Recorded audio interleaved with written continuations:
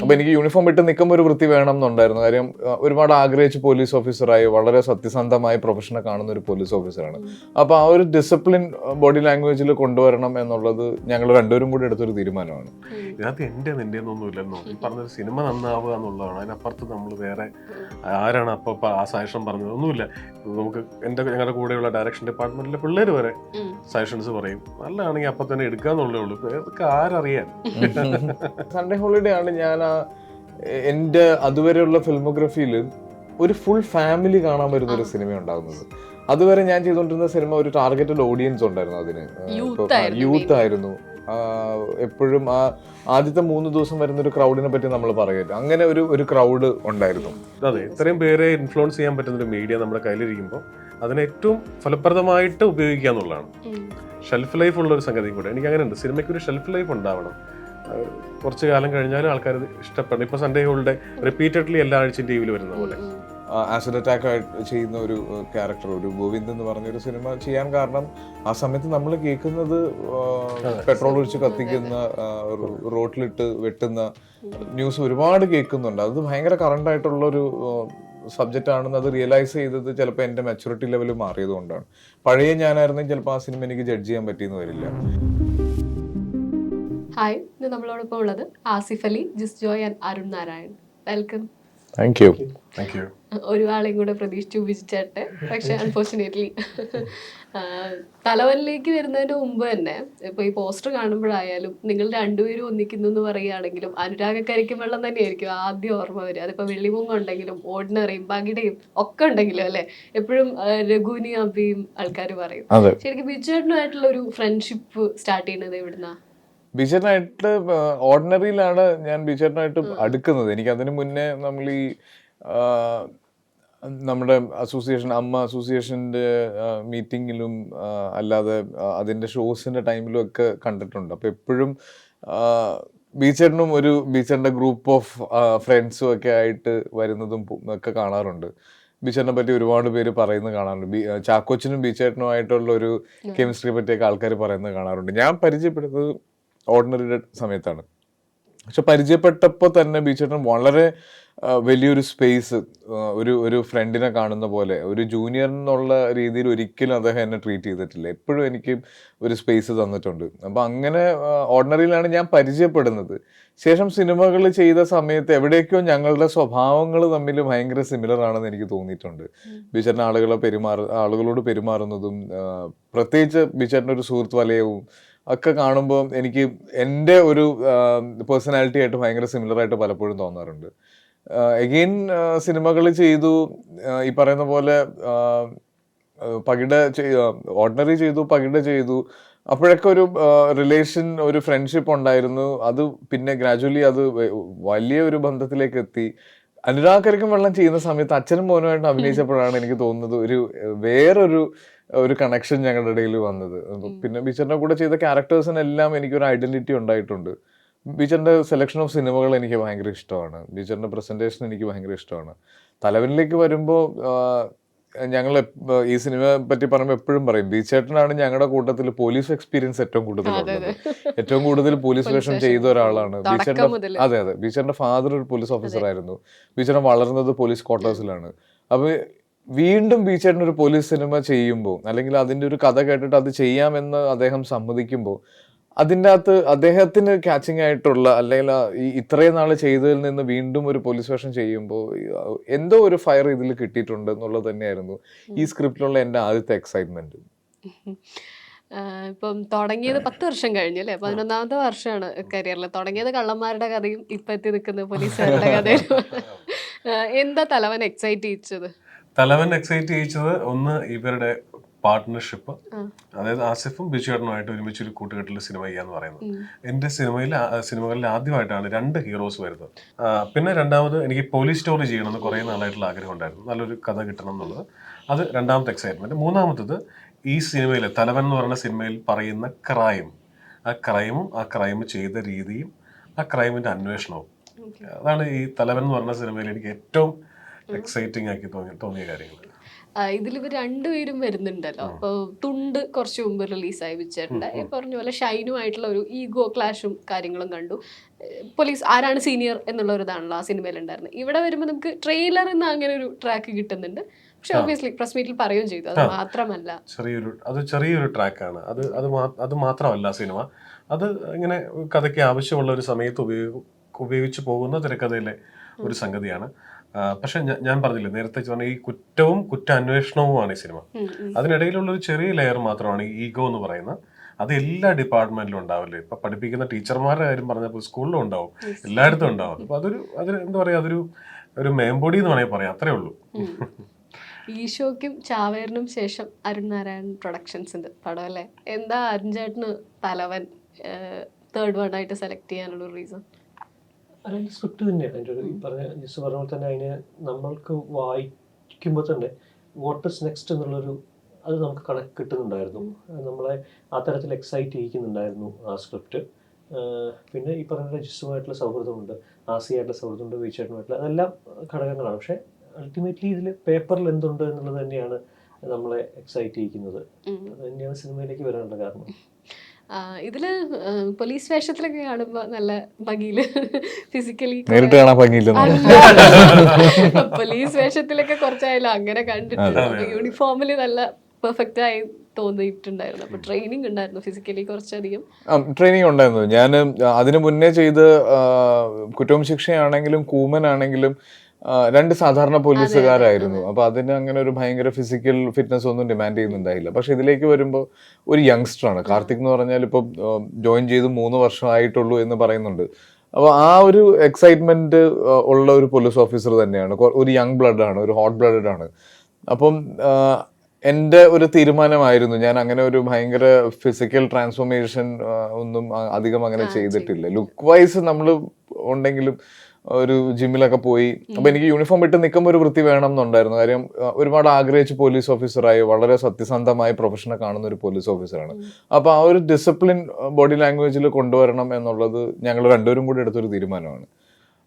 അപ്പം അങ്ങനെ ഞാൻ എല്ലാ ഇന്റർവ്യൂസിലും ഞാൻ പറഞ്ഞിരുന്നു എനിക്ക് ആദ്യം പോലീസ് വേഷങ്ങൾ ചെയ്യാനൊരു മടിയുണ്ടായിരുന്നു. പക്ഷെ അത് ബ്രേക്ക് ചെയ്യാന്നുള്ള ഒരു ശ്രമമായിരുന്നു ഈ കഴിഞ്ഞ പോലീസ് പടങ്ങളെല്ലാം. അപ്പൊ അതിന്റെ ഒരു അടുത്ത സ്റ്റെപ്പാണ് കുറച്ചും കൂടെ ഫിസിക്കലി ഫിറ്റ് ആയിട്ടുള്ള ഒരു പോലീസ് ഓഫീസർ എന്നുള്ളത്. അസിഫ് അതിനുവേണ്ടി ഹാർഡ് വർക്കും ചെയ്യുന്നു. പലതിലിപ്പോൾ നമ്മൾ ഷൂട്ട് ചെയ്യുന്നത് ഇവിടെ തലശ്ശേരിയിലാണ്.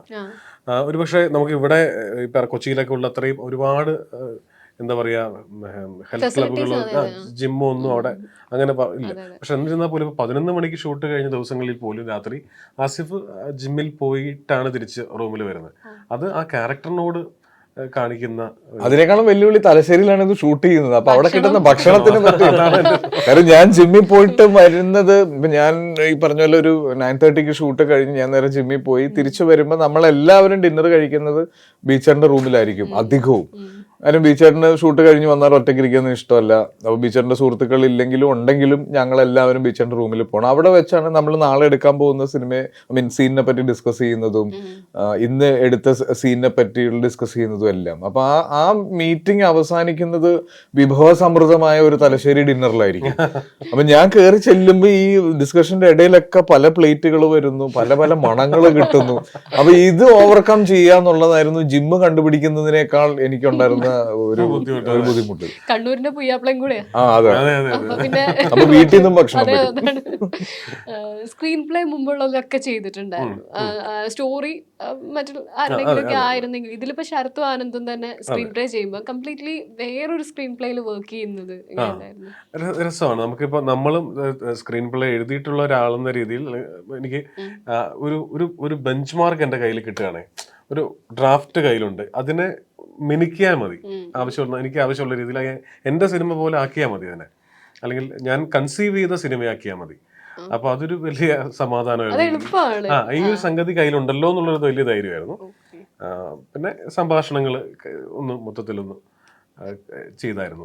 ഇത്രയും നാളെ നമ്മൾ ശീലിച്ചൊരു എന്റെ എന്ന് പറയുന്ന ഒരു സ്ക്രീൻ പ്ലേ ഉണ്ടാവല്ലോ, നമ്മളുടെ ഒരു ശൈലി ഉണ്ടാവല്ലോ, അതിന്ന് മാറി ഇല്ല, അങ്ങനെ മാറിയിട്ടില്ലെന്നേ. ഞാൻ ഞാനത് ഇതാണ് ബെഞ്ച് മാർക്കായിട്ടാണ് ഇതിന് ഉപയോഗിച്ചിരിക്കുന്നത്. നമ്മൾ അവരും ഉണ്ടായിരുന്നു സെറ്റിൽ. അപ്പോൾ നമ്മളെല്ലാവരും ചർച്ച ചെയ്ത് അതിന് നമ്മൾ ആഗ്രഹിക്കുന്ന രീതിയിലുള്ള ഒരു സ്ക്രീൻ പ്ലേ ആക്കുമായിരുന്നു. ഇതിനകത്ത് നിന്റെ ഒന്നും ഇല്ലെന്നോ, ഈ പറഞ്ഞൊരു സിനിമ നന്നാവുക എന്നുള്ളതാണ്. അതിനപ്പുറത്ത് നമ്മൾ വേറെ ആരാണ് അപ്പോൾ ആ സജഷൻ പറഞ്ഞത് ഒന്നുമില്ല. നമുക്ക് ഞങ്ങളുടെ കൂടെയുള്ള ഡയറക്ഷൻ ഡിപ്പാർട്ട്മെന്റിലെ പിള്ളേർ വരെ സജഷൻസ് പറയും, നല്ലതാണെങ്കിൽ അപ്പൊ തന്നെ എടുക്കാന്നുള്ളേ ഉള്ളൂ. ഇപ്പൊ ഇതൊക്കെ ആരറിയാൻ. ഈ പറഞ്ഞ കണ്ണൂർ തന്നെയാ ചാവേറും ലൊക്കേഷൻ ഉണ്ടായിരുന്നു. ഇത്തവണ എങ്ങനെയായിരുന്നു മൊത്തത്തിൽ സെറ്റും പ്രൊഡക്ഷനൊക്കെ? ഇല്ല, ചാവേർ നമുക്ക് ഒരുപാട് ലൊക്കേഷൻസ് ഉണ്ടായിരുന്നു. കണ്ണൂരിന് പുറമെ ഞങ്ങൾ തമിഴ്നാട്ടിലും അവിടെയൊക്കെ ഷൂട്ട് ചെയ്തിട്ടുണ്ടായിരുന്നു. ഇത് മോസ്റ്റ്ലി 99% കണ്ണൂർ തന്നെ ഷൂട്ട് ചെയ്ത്, കണ്ണൂർ ജില്ലയിൽ, തലശ്ശേരി ഉണ്ട്, മാഹിയിൽ ഉണ്ടായിരുന്നു, അങ്ങനെ കണ്ണൂർ ജില്ലയിൽ തന്നെ ഷൂട്ട് ചെയ്തതാണ്. അപ്പം ഈ പറഞ്ഞ ഭയങ്കര ആഹാരം, ആൾക്കാർ എല്ലാം ഭയങ്കര ഇതായിട്ടുള്ളതാണ്. പിന്നെ ഇപ്പം പറഞ്ഞ പോലെ ഒരുപാട് സിനിമകൾ കണ്ണൂർ ഷൂട്ട് ചെയ്യുന്നുണ്ടായിരുന്നു ഞങ്ങൾ ഷൂട്ട് ചെയ്യുന്ന സമയത്ത്. ഇപ്പം കഴിഞ്ഞ കുറച്ച് നാളുകളായിട്ട് 2-3 വർഷങ്ങളായിട്ട് കണ്ണൂരിൽ ഇപ്പം എനിക്ക് തോന്നുന്നു മറ്റേ എയർപോർട്ട് വന്നത്, ഈ പറഞ്ഞ പോലെ ട്രാൻസ്പോർട്ടേഷൻ സുഗമമാക്കി അതൊക്കെ ഈ പറഞ്ഞ പോലെ അവിടേക്ക് നമ്മൾ ഷൂട്ട് ചെയ്യാൻ അതൊക്കെ ഭയങ്കര ഇതാക്കുന്നുണ്ട്. പിന്നെ നമുക്ക് പിന്നെ ഈ പറഞ്ഞ പോലെ കഥ ഡിമാൻഡ് ചെയ്യുന്നതിനൊരു പ്രത്യേക ഏരിയ ഇല്ല അങ്ങനെ കഥ ഡിമാൻഡ് ചെയ്യുന്നത്. പക്ഷെ നമുക്ക് ഈ പറഞ്ഞ പോലെ അതിനെ എൻഹാൻസ് ചെയ്യാൻ അത്തരം ലൊക്കേഷൻസ് സഹായിക്കുമെന്ന് തോന്നിയിട്ടുണ്ടായിരുന്നു ജിസിനും റൈറ്റേഴ്സും ഒക്കെ തന്നെ. തീർച്ചയായിട്ടും അവരാഗ്രഹിക്കുന്ന പോലെ അതിനുവേണ്ടി ശ്രമിക്കുക എന്നുള്ളതാണ് നമ്മൾ ചെയ്യേണ്ടത്. അവർക്ക് ആ പ്രൊവൈഡ് ചെയ്യുക എന്നുള്ളതാണ്. അതിനുവേണ്ടി നമ്മൾ മാക്സിമം ശ്രമിച്ചിട്ടുണ്ട്. മാരവില്യൻ ഗോപുരങ്ങളിൽ ഒരു ക്യാമിയോ കണ്ടു.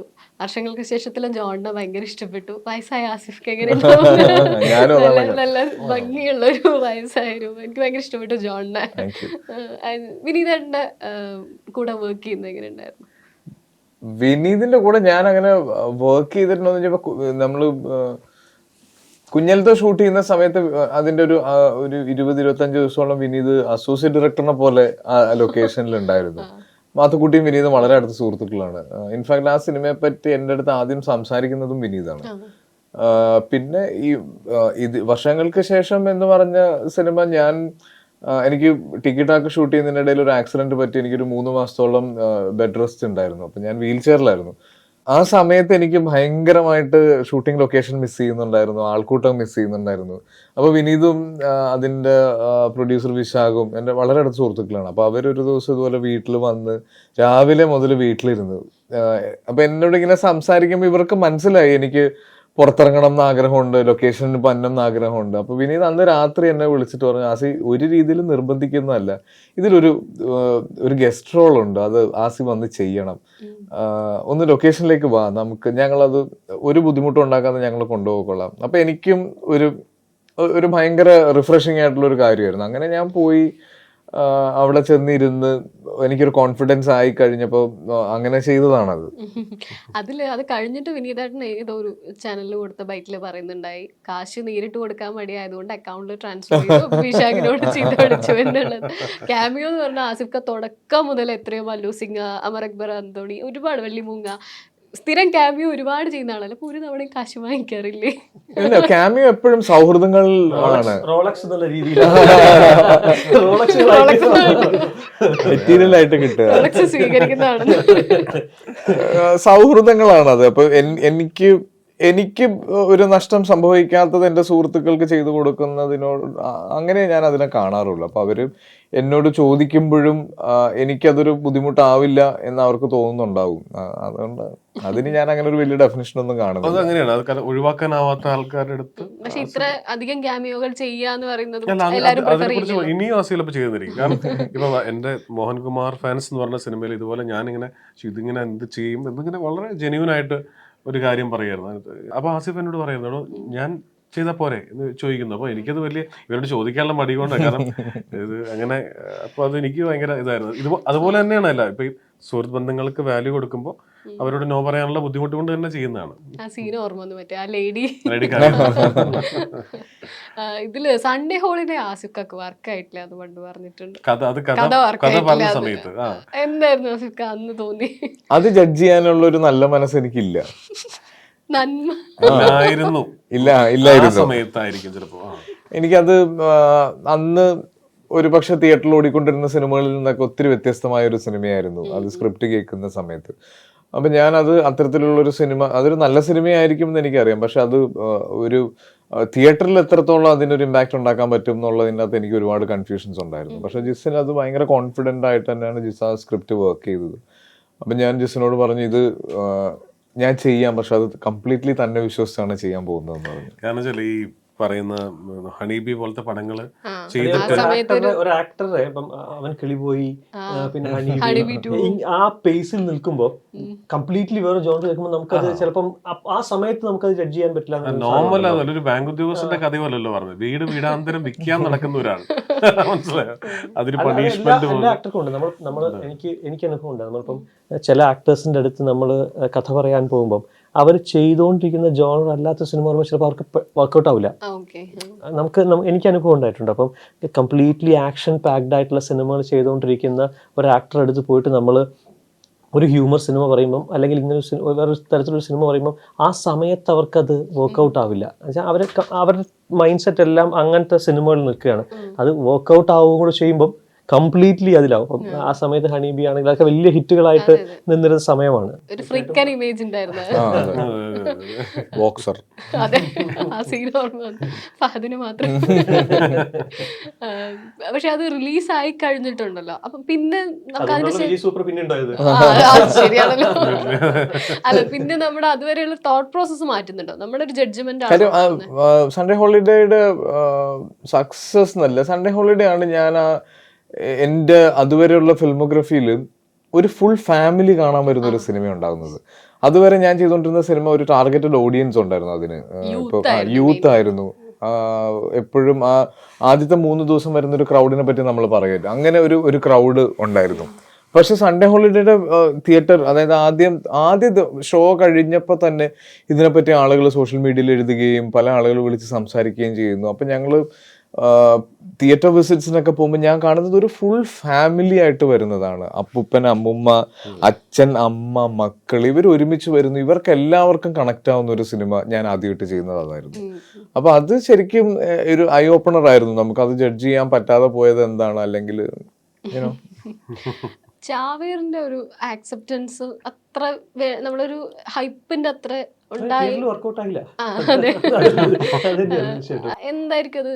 പിന്നെ ഒരു പ്രൊഡ്യൂസർ എന്നുള്ള രീതി നമ്മൾ ചിന്തിക്കുക, അവാർഡ്സ് ഒക്കെ റീസെന്റ് ഒന്നുമില്ല, തിയേറ്ററിൽ അത് വർക്ക്ഔട്ട് ആയിട്ടില്ല എന്നുള്ളത് തന്നെയാണ്. പക്ഷെ സ്റ്റിൽ ഞങ്ങളെല്ലാവരും നമുക്ക് ഇഷ്ടപ്പെട്ട് നമ്മൾ വളരെ ജെന്യൂൻ ആയിട്ട് ഹാർഡ് വർക്ക് ചെയ്തൊരു സിനിമ തന്നെയാണ്. നമുക്ക് ആ മൈൻഡ് സെറ്റിൽ യാതൊരു മാറ്റവും ഇല്ല ഇപ്പോഴും. നമ്മൾ സ്റ്റിൽ നമ്മൾ ഇഷ്ടപ്പെട്ട് തന്നെ ചെയ്ത സിനിമയാണ്. പ്രേക്ഷകർക്ക് കണക്ട് ആയിട്ടില്ല, സ്വാഭാവികമാണ്. നമുക്ക് കണക്ട് ആവുന്ന എല്ലാവർക്കും ഒരുപോലെ കണക്ട് ആവണമെന്നില്ലല്ലോ. അത് നമ്മൾ ഇഷ്ടപ്പെട്ട ആൾക്കാരും ഉണ്ടല്ലോ. അതായത് ഭൂരിഭാഗം പേർക്ക് ഇഷ്ടപ്പെട്ടില്ല എന്നൊരു അവസ്ഥ വന്നു ആ സമയത്ത് തിയേറ്ററിൽ വരുമ്പോൾ. അത് സംഭവിക്കുന്നതാണല്ലോ സിനിമയിൽ, കലാനിരകളിലൊക്കെ സംഭവിച്ചുകൊണ്ടിരിക്കുന്നതാണ്. നമുക്ക് വർക്കാവുന്ന അല്ലെങ്കിൽ നമ്മൾ അതിന് വേണ്ടി വർക്കായിട്ടുള്ള സാധനങ്ങൾ നമ്മൾ ഏറ്റവും നല്ല എഫേർട്ട് എടുത്ത് തിയേറ്ററിൽ കൊണ്ടുവരുന്നു. പ്രേക്ഷകർക്ക് ഇഷ്ടപ്പെടുമ്പോൾ സന്തോഷം എന്നുള്ളതേ ഉള്ളൂ. നമുക്ക് അതൊന്നും പറയാം. നമുക്കങ്ങനെ ഒരു മാജിക് റെസിപ്പി അല്ലേ, നമുക്കൊന്നും പ്രെഡിക്റ്റ് ചെയ്യാൻ പറ്റില്ല. ഏത് വർക്കാവും ഏത് വർക്കൗട്ട് ആവില്ല എന്ന് നമുക്കൊട്ടും പ്രെഡിക്റ്റബിൾ ആയിട്ടുള്ളൊരു സ്പേസ് അല്ലല്ലോ ഇത്. നമ്മൾ ആ എഫേർട്ട് എടുക്കുക, നമ്മൾ ശ്രമിക്കുക.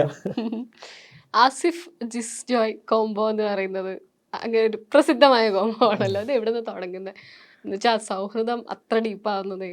ഞങ്ങൾ സൗഹൃദം തുടങ്ങുന്നത് ബൈസിക്കിൾ തീവ്സ് തന്നെയാണ്. അതിനു മുന്നേ കണ്ടിട്ടുണ്ട്. ഞാൻ ജിസിനെ ആദ്യമായിട്ട് ടി വിയിലാണ്, ജിസ് ആങ്കർ ചെയ്യുന്ന സമയത്ത്.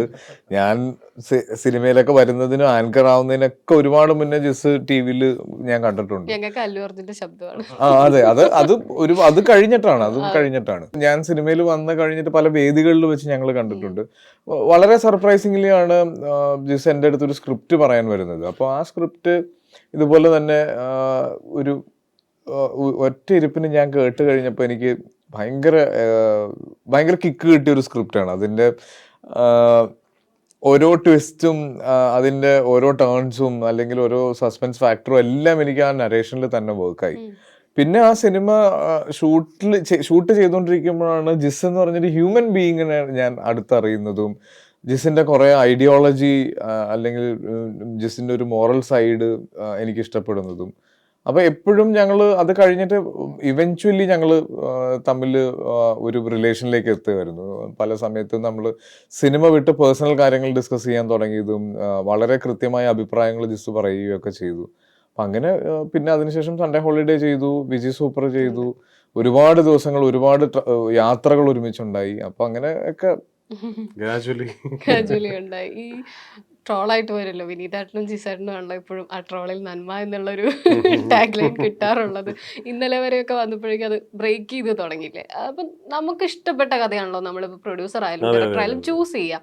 അതിൽ ഈ പബ്ലിക്കിന്റെ ഒരു കുറച്ച് കാലത്തുള്ള ഒപ്പീനിയന് പ്രാധാന്യം കൊടുക്കുന്നുണ്ട്, അതോ നമ്മുടെ മാത്രം ചോയ്സ് ആണോ ഈ ഡിഫറെന്റ് ജോണേഴ്സിലേക്ക് കടക്കാന്നുള്ളത്? നമ്മുടെ മാത്രം ജോണേഴ്സ് ആണ്, നമ്മുടെ മാത്രം. അപ്പൊ എല്ലാം ഈ പറഞ്ഞ പോലെ ആൾക്കാർ അക്സെപ്റ്റ് ചെയ്യും. ഇപ്പൊ സൺഡേ ഹോളിഡേ അക്സെപ്റ്റ് ചെയ്തുകൊണ്ടാണ് വിജയ് സൂപ്പറും പൗർണമി ഉണ്ടാകുന്നത്. എപ്പോഴും ഇപ്പോൾ ഒരു ഫോർമുല നമ്മൾ ചെയ്യുമ്പോൾ അത് ആൾക്കാർക്ക് ഇഷ്ടപ്പെട്ടാൽ നമ്മൾ വീണ്ടും അതിനെക്കുറിച്ച് ആലോചിക്കും, ഇല്ലെങ്കിൽ നമ്മൾ ആലോചിക്കും എന്തുകൊണ്ട് അത് വർക്കൗട്ട് ആവാതിരുന്നത്, എന്നാൽ പിന്നെ വേറെ ഒരു ജോണർ പിടിക്കാം, അങ്ങനെയൊക്കെ മാറി ചിന്തിക്കുമല്ലോ. അത് കൂടുതലും അങ്ങനെ പബ്ലിക്കിന്റെ കാര്യം നോക്കാറില്ല കേട്ടോ. നമ്മൾ ആദ്യം സെൽഫായിട്ട് ഞാനെന്ന പ്രേക്ഷകൻ അത് സിനിമയായിട്ട് കാണാൻ പറ്റുന്നുണ്ടോ, ഞാനെന്ന പ്രേക്ഷകൻ അത് എൻജോയ് ചെയ്യുന്നുണ്ടോ എന്നുള്ളതാണ്. അല്ലെങ്കിൽ നമ്മൾ എപ്പോഴും പബ്ലിക്കിന് വേണ്ടി മാത്രം ചെയ്യാൻ തുടങ്ങില്ലേ, പുതിയതായിട്ടൊന്നും വരില്ല, നമ്മുടെ ആവശ്യം ഉണ്ടാവില്ല. അപ്പോൾ ഈ ഫിലിം മേക്കർ എന്ന് പറഞ്ഞ ആളുടെ എനിക്ക് എവിടെയും എന്നെ മാർക്ക് ചെയ്യാൻ പറ്റില്ല. ഇത് നമുക്കെല്ലാം ഒരു ചെറിയ ടൈമല്ലേ കിട്ടുന്നത്, ആ സമയത്ത് നമ്മളത് ചെയ്യണമല്ലോ.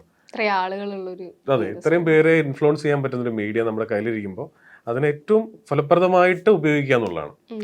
ഷെൽഫ് ലൈഫ് ഉള്ള ഒരു സംഗതിയും കൂടെ എനിക്ക് അങ്ങനെ ഉണ്ട്. സിനിമയ്ക്ക് ഒരു ഷെൽഫ് ലൈഫ് ഉണ്ടാവണം. കുറച്ചു കാലം കഴിഞ്ഞാലും ആൾക്കാർ ഇഷ്ടപ്പെടും. ഇപ്പൊ സൺഡേ ഹോളിഡേ റിപ്പീറ്റഡ്ലി എല്ലാ ആഴ്ചയും ടി വിയിൽ വരുന്ന പോലെ ആൾക്കാർക്ക് ഇഷ്ടമാണ് കാണാൻ. ആസിഫ് ഖാന്റെ ഈ പറഞ്ഞ ഫ്രീക്കൻ ഇമേജ് കഴിഞ്ഞ് നമ്മളിപ്പോൾ പെട്ടെന്ന് ആലോചിക്കുമ്പോൾ സ്ലീവാച്ചനെയൊക്കെ ഓർക്കാറുണ്ട്. അതുപോലെ രാച്ചിയമ്മയിലെ കുട്ടികൃഷ്ണനെ പറയുകയാണെങ്കിലും അങ്ങനെ കുറേ വൈറസിലെ റോളുകൾ, നാടൻ റോളുകൾ ഒരുപാട് ചെയ്ത് പിന്നീട് ഇങ്ങോട്ട് വന്നില്ലേ. അപ്പോൾ ആ ഒരു ചേഞ്ച് മനഃപൂർവ്വം പിക്ക് ചെയ്തിരുന്നു ഒരു ഇപ്പം പറഞ്ഞ ഒരു കാലത്ത് ഇങ്ങനെയുള്ള ഫ്രീക്കൻ എന്നൊക്കെ പറയാവുന്ന റോളുകളെ. എന്നെ സംബന്ധിച്ചിടത്തോളം ഞാനൊരു ഒരു പേഴ്സൺ എന്നുള്ള രീതിയിൽ എൻ്റെ വളർച്ച എൻ്റെ സിനിമയെ ഇൻഫ്ലുവൻസ് ചെയ്യുന്നുണ്ട്. ഞാൻ ബാച്ചിലറായിട്ട് യങ്സ്റ്റർ മീൻ സിനിമയിൽ വന്ന സമയത്തുള്ള എൻ്റെ പ്രായം വെച്ച് എൻ്റെ ജഡ്ജ്മെൻറ്റിലുള്ള കുറേ സിനിമകൾ ഞാൻ ചെയ്തു. അതാണ് ഈ പറഞ്ഞ ന്യൂ ജനറേഷൻ കാറ്റഗറിയിൽ വരുന്ന സിനിമകൾ. അതിനുശേഷം എൻ്റെ ചുറ്റുപാടുകൾ മാറി, എൻ്റെ മെച്യൂരിറ്റി ലെവൽ മാറി, എൻ്റെ ലൈഫ് സ്റ്റൈൽ മാറി, എനിക്ക് ഫാമിലി ആയി, മാരിഡായി, കുട്ടികളായി. അപ്പോൾ അതെല്ലാം എൻ്റെ ചോയ്സ് ഓഫ് സിനിമകൾക്ക് ഇൻഫ്ലുവൻസ് ചെയ്യുന്നുണ്ട്. അത് എൻ്റെ ചുറ്റുപാടിൽ. ഇപ്പം ഞാൻ ചെറുപ്പത്തിൽ ഞാൻ ന്യൂസ് കാണുന്ന ഒരാളായിരുന്നില്ല. ഞാൻ ന്യൂസ് കാണാൻ തുടങ്ങി. എൻ്റെ ചുറ്റുപാട് നടക്കുന്നതിനെ പറ്റിയിട്ട് ഞാൻ അവെയറാണ്. അപ്പോൾ ഇതെല്ലാം നമ്മുടെ സിനിമകൾ ഇപ്പം എന്തുകൊണ്ടാണ് നമ്മൾ ആസിഡ് അറ്റാക്ക് ചെയ്യുന്ന ഒരു ക്യാരക്ടർ, ഒരു ഗോവിന്ദ് എന്ന് പറഞ്ഞൊരു സിനിമ ചെയ്യാൻ കാരണം ആ സമയത്ത് നമ്മൾ കേൾക്കുന്നത് പെട്രോൾ ഒഴിച്ച് കത്തിക്കുന്ന, റോട്ടിലിട്ട് വെട്ടുന്ന ന്യൂസ് ഒരുപാട് കേൾക്കുന്നുണ്ട്. അത് ഭയങ്കര കറണ്ട് ആയിട്ടുള്ളൊരു സബ്ജക്റ്റ് ആണെന്ന് അത് റിയലൈസ് ചെയ്തത് ചിലപ്പോൾ എൻ്റെ മെച്യൂരിറ്റി ലെവൽ മാറിയത് കൊണ്ടാണ്. പഴയ ഞാനായിരുന്നെങ്കിൽ ചിലപ്പോൾ ആ സിനിമ എനിക്ക് ജഡ്ജ് ചെയ്യാൻ പറ്റിയെന്ന് വരില്ല. എഗെയിൻ കെട്ടിയോളാണ് എൻ്റെ മാലാക, ഒരിക്കലും എൻ്റെ പഴയ മെച്യൂരിറ്റി വെച്ച് എനിക്ക് ജഡ്ജ് ചെയ്യാൻ പറ്റില്ല. അപ്പം അത് ബോധപൂർവം അല്ലെങ്കിൽ ഡയറക്റ്റ്ലി അല്ലെങ്കിൽ എന്നെ അത് ഇൻഫ്ലുവൻസ് ചെയ്യുന്നുണ്ട്, എൻ്റെ ചുറ്റുപാടുകൾ, എൻ്റെ ചോയ്സ് ഓഫ് സിനിമകളെ. ഇപ്പം ഞാൻ കൃത്യമായി നമ്മുടെ ഇപ്പോൾ കാണുന്ന, ഇപ്പോൾ നമ്മൾ കൃത്യമായി പറഞ്ഞ ഈ വർഷം ആദ്യം മുതൽ നമ്മൾ കാണുന്നത് തിയേറ്ററിൽ വരുന്ന എൻ്റർടൈനിങ് ആയിട്ടുള്ള സിനിമകളാണ്, കോമഡിക്ക് പ്രാധാന്യം കൊടുക്കുന്ന അത്തരത്തിലുള്ള സിനിമകളാണ്. അപ്പോൾ ഒരു പക്ഷേ ഇനി വരുന്ന എൻ്റെ ചോയ്സ് ഓഫ് സിനിമ അത്തരത്തിലുള്ളൊരു സിനിമയായേക്കാം. അപ്പം അത് ഒരിക്കലും ബോധപൂർവമല്ല, പക്ഷെ ഇത് നമ്മുടെ ഉള്ളിലേക്ക് അറിയാതെ കയറുന്നുണ്ട്. പക്ഷെ സ്റ്റാർട്ടിങ്ങിൽ ഈ പറഞ്ഞൊരു യങ്സ്റ്റർക്ക് കിട്ടാവുന്ന സിബി സാറും സത്യൻ സാറും ബിഗിനേഴ്സ് ലക്ക് എന്ന് പറയും, അങ്ങനെ കിട്ടുക എന്ന് പറയുന്നതും പിന്നെ ഒരുപാട് കാലം കഴിഞ്ഞൊരു സിനിമാറ്റോഗ്രാഫർ സീനിയർ എന്നുള്ള രീതി വേണു സാറിന്റെ ഇപ്പം നമ്മൾ ഈ പറഞ്ഞ കുട്ടികൃഷ്ണൻ എന്നുള്ള അതെങ്ങനെയായിരിക്കും? കാരണം ഒരു സീനിയർ സിനിമാറ്റോഗ്രാഫർ ഡയറക്ട് ചെയ്യുന്ന എനിക്ക് വേണു സാറിന്റെ കൂടെ ഞാൻ എൻ്റെ മൂന്നാമത്തെ സിനിമയാണ് കഥ തുടരുന്നു ഞാൻ വർക്ക് ചെയ്യുന്നതാണ് ഞാൻ വേണു സാറിനെ പരിചയപ്പെടുന്നത്. വളരെ എന്താ പറയുക, ഒരു ഞാൻ ഒട്ടും പ്രതീക്ഷിക്കാത്ത ഒരു സമയത്താണ് എന്നെ വേണു സാർ മെസ്സേജ് ചെയ്യുന്നത്. ഞാൻ cinema director of photography mister Venu എന്നൊക്കെ പറഞ്ഞു. അപ്പം ഞാൻ ഭയങ്കര എക്സൈറ്റ്, ഞാൻ വേണു സാർ എന്ന് പറഞ്ഞ് വിളിച്ച വേണു സാർ എന്നോട് പറഞ്ഞു, എടോ താൻ മൊത്തം മാറിയല്ലോടൂ. അപ്പം ഞാൻ ചോദിച്ചു എന്താണ് സാർ, താൻ കൊള്ളാലോടോ, അങ്ങനെയാണ് എന്നോട് സംസാരിച്ചു തുടങ്ങുന്നത്. അപ്പം എന്നോട് ചോദിച്ചു താൻ എവിടെ ഉള്ളത്? ഞാൻ തൊടുപുഴയിലാണ്, ഞാൻ അന്ന് കുഞ്ഞലത്തോ ഷൂട്ട് ചെയ്തുകൊണ്ടിരിക്കുക. അപ്പോൾ ഞാൻ നാളെ വരാം തൊടുപുഴയ്ക്ക്, എനിക്ക് തന്നെ ഒന്ന് കാണണം എന്ന് പറഞ്ഞു. അപ്പോഴും എനിക്ക് മനസ്സിലാവുന്നില്ല എന്താണ് സാറ് പറഞ്ഞത്. അപ്പൊ സാറ് നേരെ വന്ന് എൻ്റെ അടുത്ത് പറയുന്നത്, ഞാൻ തന്റെ കുറെ സിനിമകളൊക്കെ കണ്ടു, തന്റെ ആറ്റിറ്റ്യൂഡൊക്കെ മാറി, നമുക്കൊരു സിനിമ ചെയ്താലോ എന്ന് ചോദിക്കുമ്പോൾ ഞാൻ അപ്പോഴാണ് അതൊരു വലിയ സർട്ടിഫിക്കറ്റ് ആണ് എനിക്ക്. കാര്യം എന്നെ ഈ പിച്ച വെച്ച് നടക്കുന്ന സമയത്ത് കണ്ടു എന്ന് പറയുന്ന പോലെ എൻ്റെ മൂന്നാമത്തെ സിനിമയിൽ എൻ്റെ പേടിയുള്ള മുഖം, കൺഫ്യൂസ്ഡ് ആയ ഒരു ആക്ടർ എന്നൊക്കെ ഉള്ള രീതിയിൽ കണ്ട ഒരു ആള് എന്നെ എൻ്റെ ഒരു ട്രാൻസ്ഫോർമേഷൻ മനസ്സിലാക്കി വേണു സാർ എന്നെ വിളിച്ചിട്ട് പറയുന്നതോ നമുക്ക് ഇങ്ങനെ ഒരു സിനിമ ചെയ്യണം, ഇത് കൊള്ളാം, എനിക്ക് ഈ സ്ക്രിപ്റ്റ് വർക്കായി എന്ന് പറഞ്ഞിട്ട് സാർ ആ സിനിമയ്ക്ക് വിളിക്കുകയും ആ സിനിമ ഷൂട്ട് ചെയ്തതിനു ശേഷം വേണു സാറാണ് ആദ്യം കാപ്പ സംവിധാനം ചെയ്യാനിരുന്നത്. അപ്പൊ അത് കഴിഞ്ഞ ഉടനെ സാർ എന്നോട് എനിക്ക് തന്നോട് ഒരു ഫുൾ സിനിമ ചെയ്യണം എന്ന് പറഞ്ഞ് കാപ്പ എന്ന് പറഞ്ഞ സിനിമയുടെ സ്ക്രിപ്റ്റ് എൻ്റെ അടുത്തേക്ക് വിടുകയും ചെയ്തു. അപ്പൊ അങ്ങനെ ഐ മീൻ രാച്ചിയമ്മ ഷൂട്ട് ചെയ്യുമ്പോൾ ആ ക്യാരക്ടറിനൊക്കെ വേണു സാർ എനിക്ക് കൊണ്ടു തന്ന അല്ലെങ്കിൽ എന്നെ ബ്രീഫ് ചെയ്ത രീതിയും ഒക്കെ ആയിരിക്കാം ചിലപ്പോൾ അങ്ങനെ സംഭവിച്ചത്. എഗെയിൻ ഇപ്പൊ ഞാൻ ഈ പോലീസ് വേഷം ചോദിച്ചപ്പോൾ എനിക്ക് പറയണേ, ഈ കുറ്റവും ശിക്ഷയും ഞാൻ റിലീസായി കഴിഞ്ഞ് 13 വർഷങ്ങൾക്ക് ശേഷം അത് ഞാൻ സിനിമയിൽ വന്നു. എൻ്റെ ആദ്യത്തെ സിനിമ ചെയ്തത് ശ്യാം പ്രസാദ് സാർ എന്നെ, ഞാൻ 13 വർഷം ഇത്രയും സിനിമകൾ ചെയ്തിട്ട് സാർ എന്നെ വിളിച്ചിട്ട് ഒരു ക്യാരക്ടറിനെ പറ്റി സംസാരിക്കുക, സിനിമയെ പറ്റി പോലും സാർ എന്നോട് സംസാരിച്ചിട്ടില്ല. എങ്ങനെയുണ്ട്, കുട്ടികൾ എന്ത് ചെയ്യുന്നു, കല്യാണം കഴിഞ്ഞിട്ട് എങ്ങനെയുണ്ട്, നീ ഇപ്പൊ എവിടെയാണ് എന്നൊക്കെ ഉള്ള വളരെ കാഷ്വൽ ആയിട്ടുള്ള ചോദ്യങ്ങളല്ലാതെ ഇതുവരെ എൻ്റെ സിനിമകളെ പറ്റിയിട്ട് സംസാരിക്കുക ഒന്നും ചെയ്തിട്ടില്ല. എനിക്കിതുപോലെ ഏറ്റവും വലിയൊരു അംഗീകാരമായിരുന്നു കുറ്റവും ശിക്ഷയും കഴിഞ്ഞപ്പോൾ സാർ എന്നെ വിളിച്ചിട്ട് പറഞ്ഞു, ഞാൻ കണ്ട മലയാളത്തില് എണ്ണം പറഞ്ഞ പോലീസ് ക്യാരക്ടേഴ്സിൽ ഒരെണ്ണമാണ് സാജൻ, CI സാജൻ എന്നുള്ളത്, നല്ല രസമായിട്ട് നീ ചെയ്തു. അതെനിക്ക് കിട്ടിയ ഭയങ്കര വലിയൊരു അംഗീകാരമായിരുന്നു. അപ്പൊ അങ്ങനെയുള്ള ചില കാര്യങ്ങൾ ലൈഫിൽ സംഭവിക്കുന്നു.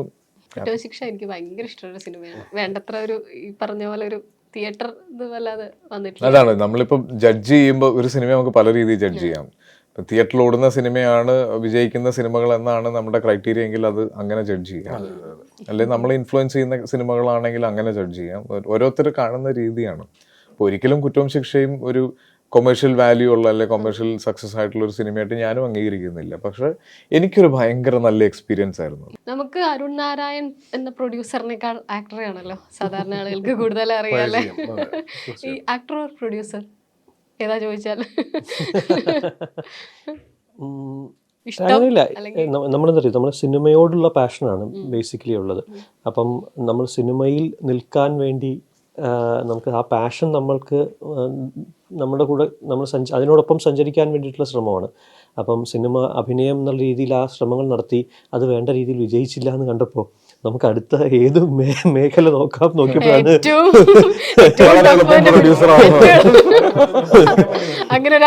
വളരെ വളരെ വളരെ എളുപ്പം എന്നുള്ള അർത്ഥത്തില്ല. നമ്മള് ഞാൻ ആദ്യം production point of view production project ഡിസൈനറായിട്ട് പ്രൊഡക്റ്റ് കോർഡിനേറ്റ് ചെയ്തതിൽ ഒരുപാട് സിനിമകളുടെ ഒപ്പം ഉണ്ടായിരുന്നു. പിന്നെ കോ പ്രൊഡക്ഷനിൽ പാർട്ട്നേഴ്സ് ഇതിൽ അങ്ങനെ സിനിമ ചെയ്തു. അപ്പോൾ അങ്ങനെ നമ്മൾ ചെയ്ത് പരീക്ഷിച്ച് നോക്കിയാണ് അങ്ങനെ ഇതിലേക്ക് എത്തുന്നത്. തീർച്ചയായിട്ടും അത് സിനിമയോടുള്ള പാഷൻ തന്നെയാണ്. നമ്മൾ ആക്ടിങ് ഇപ്പോഴും അതേ പാഷനോട് അത് എനിക്ക് ആ പാഷൻ ഉണ്ട്, പക്ഷെ സംവിധായകർക്കും തിരക്കഥാകൃത്തുക്കൾക്കും അതില്ല എന്നുള്ളതുകൊണ്ട്